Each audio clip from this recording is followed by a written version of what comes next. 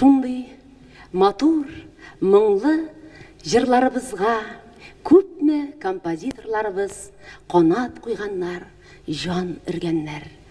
Әгәр дә бүген шуларның кайберләрен искә төшереп китмәсәк, алар безгә рәнҗеп ятырлар шикелле.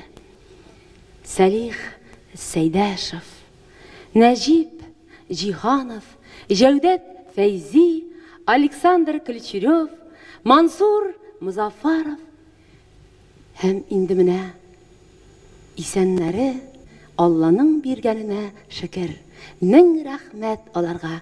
Алар татар моң дәрьясына үзләренең бик зур өлешләрен керткәннәр. Инде хәзер дөньядан киткән, бүген безнең арабызда булмаган җырчыларыбыз, композиторларыбыз истәлегенә багышлап бер мөнәҗәт әйтеп куям. Бу мөнәҗәтем аларга дугам булып яңрасын.